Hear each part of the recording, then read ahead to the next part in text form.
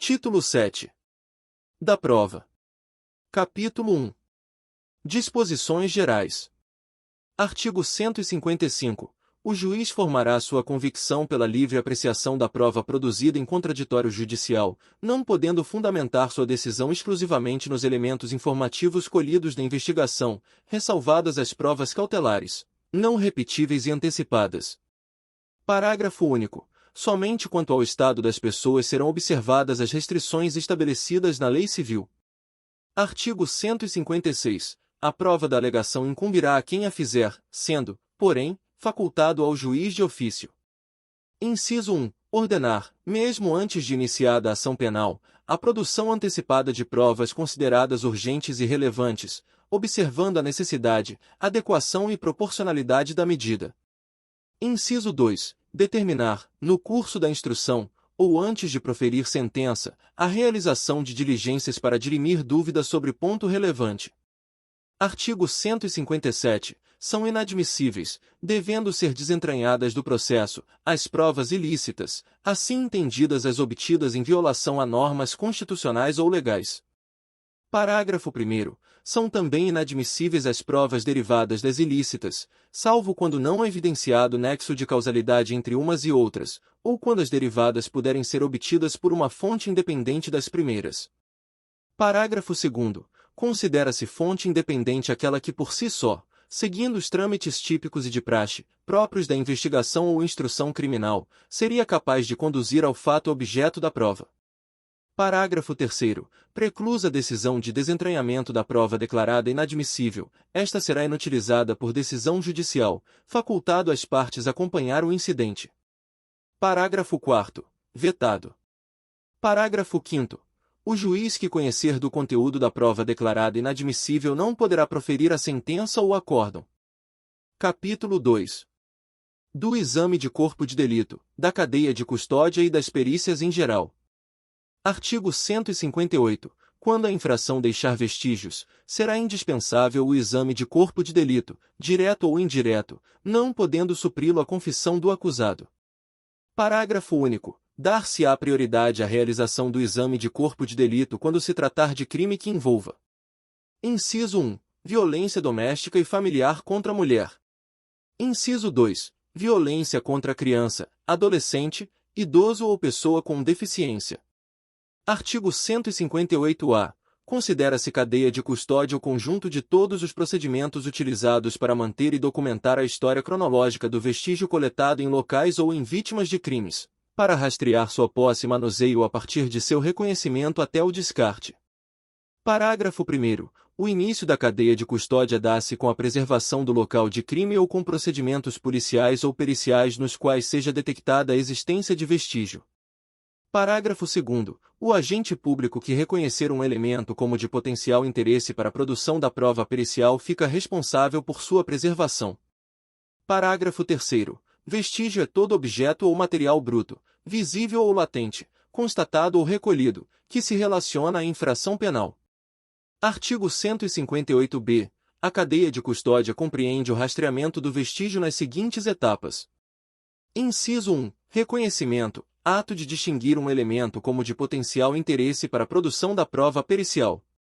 Inciso 2. Isolamento. Ato de evitar que se altere o estado das coisas, devendo isolar e preservar o ambiente imediato, mediato e relacionado aos vestígios e local de crime. Inciso 3. Fixação. Descrição detalhada do vestígio conforme se encontra no local de crime ou no corpo de delito, e a sua posição na área de exames, podendo ser ilustrada por fotografias, filmagens ou croquis, sendo indispensável a sua descrição no laudo pericial produzido pelo perito responsável pelo atendimento. Inciso 4. Coleta. Ato de recolher o vestígio que será submetido à análise pericial, respeitando suas características e natureza. Inciso 5. Acondicionamento. Procedimento por meio do qual cada vestígio coletado é embalado de forma individualizada, de acordo com suas características físicas, químicas e biológicas, para posterior análise, com anotação da data, hora e nome de quem realizou a coleta e o acondicionamento. Inciso 6. Transporte. Ato de transferir o vestígio de um local para o outro, utilizando as condições adequadas, embalagens, veículos, temperatura, entre outras, de modo a garantir a manutenção de suas características originais, bem como o controle de sua posse. Inciso 7. Recebimento. Ato formal de transferência da posse do vestígio, que deve ser documentado com, no mínimo, informações referentes ao número de procedimento e unidade de polícia judiciária relacionada, local de origem, nome de quem transportou o vestígio, código de rastreamento, natureza do exame, tipo do vestígio, protocolo, assinatura e identificação de quem o recebeu. Inciso 8. Processamento. Exame pericial em si, manipulação do vestígio de acordo com a metodologia adequada às suas características biológicas, físicas e químicas, a fim de se obter o resultado desejado, que deverá ser formalizado em laudo produzido por perito. Inciso 9. Armazenamento. Procedimento referente à guarda, em condições adequadas, do material a ser processado, guardado para a realização de contraperícia, descartado ou transportado, com vinculação ao número do laudo correspondente. Inciso 10. Descarte. Procedimento referente à liberação do vestígio, respeitando a legislação vigente, quando pertinente, mediante autorização judicial. Artigo 158-C. A coleta dos vestígios deverá ser realizada preferencialmente por perito oficial, que dará o encaminhamento necessário para a central de custódia, mesmo quando for necessária a realização de exames complementares. Parágrafo 1º. Todos os vestígios coletados no decurso do inquérito ou processo devem ser tratados como descrito nesta lei, ficando o órgão central de perícia oficial de natureza criminal responsável por detalhar a forma do seu cumprimento. Parágrafo 2º. É proibida a entrada em locais isolados bem como a remoção de quaisquer vestígios de locais de crime antes da liberação por parte do perito responsável, sendo tipificada como fraude processual a sua realização. Artigo 158-D. O recipiente para condicionamento do vestígio será determinado pela natureza do material. Parágrafo 1º. Todos os recipientes deverão ser selados com lacres, com numeração individualizada, de forma a garantir a inviolabilidade e a idoneidade do vestígio durante o transporte. Parágrafo 2º. O recipiente deverá individualizar o vestígio, preservar suas características, impedir contaminação e vazamento, ter grau de resistência adequado e espaço para registro de informações sobre seu conteúdo. Parágrafo 3º. O recipiente só poderá ser aberto pelo perito que vai proceder à análise, motivadamente, por pessoa autorizada. Parágrafo 4º. Após cada rompimento de lacre, deve-se fazer constar na ficha de acompanhamento de vestígio o nome e a matrícula do responsável, a data, o local, a finalidade, bem como as informações referentes ao novo lacre utilizado. Parágrafo 5º. O lacre rompido deverá ser acondicionado no interior do novo recipiente. Artigo 158-E. Todos os institutos de criminalística deverão ter uma central de custódia destinada à guarda e controle dos vestígios, e sua gestão deve ser vinculada diretamente ao órgão central de perícia oficial de natureza criminal. Parágrafo 1º. Toda central de custódia deve possuir os serviços de protocolo, com local para conferência, recepção, devolução de materiais e documentos, possibilitando a seleção, a classificação e a distribuição de materiais, devendo ser um espaço seguro e apresentar condições ambientais que não interfiram nas características do vestígio. Parágrafo 2º. Na central de custódia, a entrada e a saída de vestígio deverão ser protocoladas, consignando-se informações sobre a ocorrência no inquérito que a ele se relacionam. Parágrafo 3º. Todas as pessoas que tiverem acesso ao vestígio armazenado deverão ser identificadas e deverão ser registradas a data e a hora do acesso. Parágrafo 4º. Por ocasião da tramitação do vestígio armazenado, todas as ações deverão ser registradas, consignando-se a identificação do responsável pela tramitação, a destinação, a data e horário da ação. Artigo 158-F. Após a realização da perícia, o material deverá ser devolvido à central de custódia, devendo nela permanecer. Parágrafo único. Caso a central de custódia não possua espaço ou condições de armazenar determinado material, deverá a autoridade policial ou judiciária determinar as condições de depósito do referido material em local diverso, mediante requerimento do diretor do órgão central de perícia oficial de natureza criminal. Artigo 159. O exame de corpo de delito e outras perícias serão realizados por perito oficial, portador de diploma de curso superior. Parágrafo 1º. Na falta de perito oficial, O exame será realizado por 2 pessoas idôneas, portadoras de diploma de curso superior preferencialmente na área específica, dentre as que tiverem habilitação técnica relacionada com a natureza do exame. Parágrafo 2º. Os peritos não oficiais prestarão o compromisso de bem e fielmente desempenhar o encargo. Parágrafo 3º. Serão facultadas ao Ministério Público, ao assistente de acusação, ao ofendido, ao querelante e ao acusado a formulação de quesitos e indicação de assistente técnico. Parágrafo 4º. O assistente técnico atuará a partir de sua admissão pelo juiz e após a conclusão dos exames e elaboração do laudo pelos peritos oficiais, sendo as partes intimadas desta decisão. Parágrafo 5º. Durante o curso do processo judicial, é permitido às partes, quanto à perícia: Inciso 1. Requerer a oitiva dos peritos para esclarecerem a prova ou para responderem a quesitos, desde que o mandado de intimação e os quesitos ou questões a serem esclarecidas sejam encaminhados com antecedência mínima de 10 dias, podendo apresentar as respostas em laudo complementar. Inciso 2. Indicar assistentes técnicos que poderão apresentar pareceres em prazo a ser fixado pelo juiz ou ser inquiridos em audiência. Parágrafo 6º. Havendo requerimento das partes, o material probatório que serviu de base à perícia será disponibilizado no ambiente do órgão oficial, que manterá sempre sua guarda, e na presença de perito oficial, para exame pelos assistentes, salvo se for impossível a sua conservação. Parágrafo 7º. Tratando-se de perícia complexa que abranja mais de uma área de conhecimento especializado, poder-se-á designar a atuação de mais de um perito oficial, e a parte indicar mais de um assistente técnico. Artigo 160. Os peritos elaborarão o laudo pericial, onde descreverão minuciosamente o que examinarem, e responderão aos quesitos formulados. Parágrafo único. O laudo pericial será elaborado no prazo máximo de 10 dias, podendo este prazo ser prorrogado, em casos excepcionais, a requerimento dos peritos. Artigo 161. O exame de corpo de delito poderá ser feito em qualquer dia e a qualquer hora. Artigo 162. A autópsia será feita pelo menos 6 horas depois do óbito, salvo se os peritos, pela evidência dos sinais de morte, julgarem que possa ser feita antes daquele prazo, o que declararão no auto.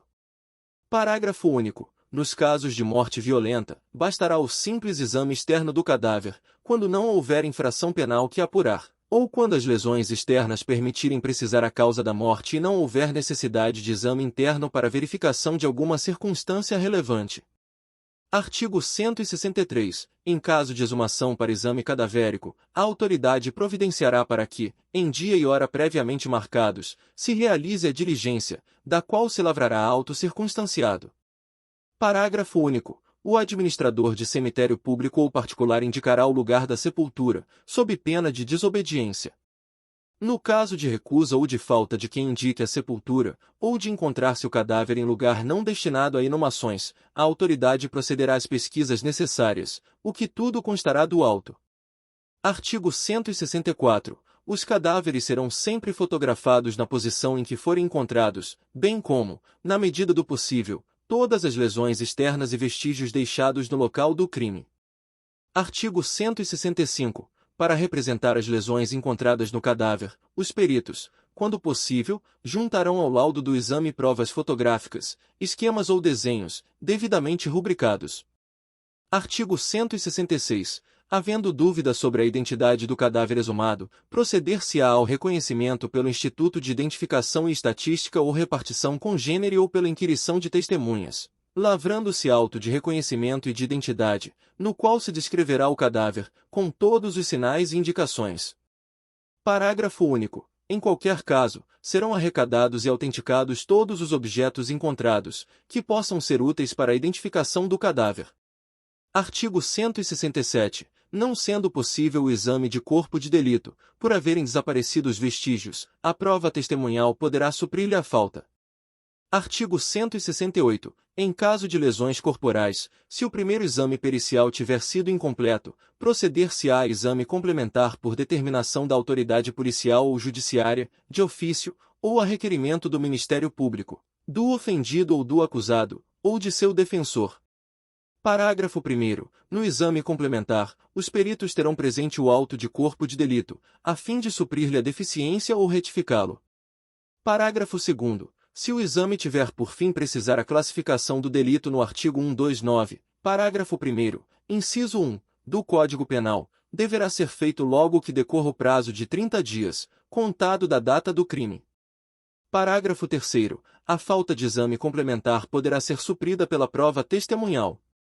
Artigo 169. Para o efeito de exame do local onde houver sido praticada a infração, a autoridade providenciará imediatamente para que não se altere o estado das coisas até a chegada dos peritos, que poderão instruir seus laudos com fotografias, desenhos ou esquemas elucidativos. Parágrafo único. Os peritos registrarão, no laudo, as alterações do estado das coisas e discutirão, no relatório, as consequências dessas alterações na dinâmica dos fatos. Artigo 170. Nas perícias de laboratório, os peritos guardarão material suficiente para a eventualidade de nova perícia. Sempre que conveniente, os laudos serão ilustrados com provas fotográficas, ou microfotográficas, desenhos ou esquemas. Artigo 171. Nos crimes cometidos com destruição ou rompimento de obstáculo à subtração da coisa, ou por meio de escalada, os peritos, além de descrever os vestígios, indicarão com que instrumentos, por que meios e em que época presumem ter sido o fato praticado. Artigo 172. Proceder-se-á, quando necessário, à avaliação de coisas destruídas, deterioradas ou que constituam produto do crime.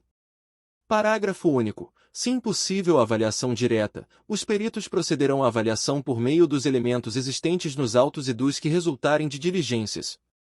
Artigo 173. No caso de incêndio, os peritos verificarão a causa e o lugar em que houver começado, o perigo que dele tiver resultado para a vida ou para o patrimônio alheio, a extensão do dano e o seu valor e as demais circunstâncias que interessarem a elucidação do fato.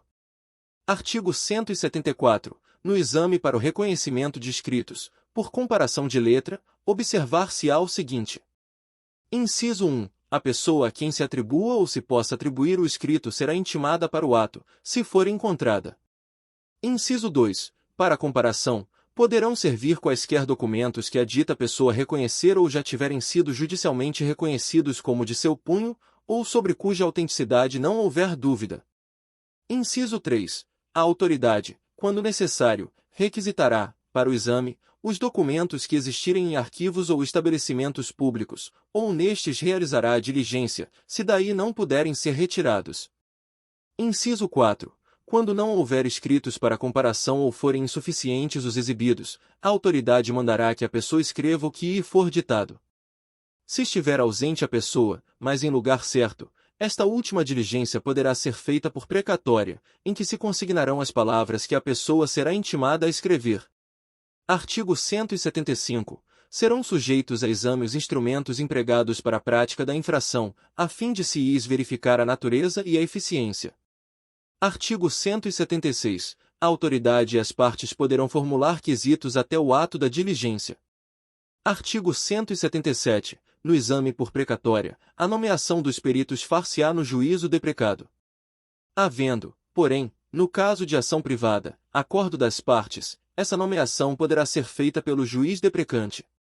Parágrafo único. Os quesitos do juiz e das partes serão transcritos na precatória. Artigo 178. No caso do artigo 159, o exame será requisitado pela autoridade ao diretor da repartição, juntando-se ao processo o laudo assinado pelos peritos. Artigo 179. No caso do parágrafo 1º do artigo 159, o escrivão lavrará o auto respectivo, que será assinado pelos peritos, e se presente ao exame, também pela autoridade. Parágrafo único. No caso do artigo 160, parágrafo único, o laudo, que poderá ser datilografado, será subscrito e rubricado em suas folhas por todos os peritos. Artigo 180. Se houver divergência entre os peritos, serão consignadas no auto do exame as declarações e respostas de um e de outro, ou cada um redigirá separadamente o seu laudo, e a autoridade nomeará um terceiro, se este divergir de ambos. A autoridade poderá mandar proceder a novo exame por outros peritos. Artigo 181. No caso de inobservância de formalidades, ou no caso de omissões, obscuridades ou contradições, a autoridade judiciária mandará suprir a formalidade, complementar ou esclarecer o laudo. Parágrafo único. A autoridade poderá também ordenar que se proceda a novo exame, por outros peritos, se julgar conveniente. Artigo 182. O juiz não ficará adstrito ao laudo, podendo aceitá-lo ou rejeitá-lo, no todo ou em parte. Artigo 183. Nos crimes em que não couber ação pública, observar-se-á o disposto no artigo 19. Artigo 184. Salvo o caso de exame de corpo de delito, o juiz ou autoridade policial negará a perícia requerida pelas partes, quando não for necessária ao esclarecimento da verdade.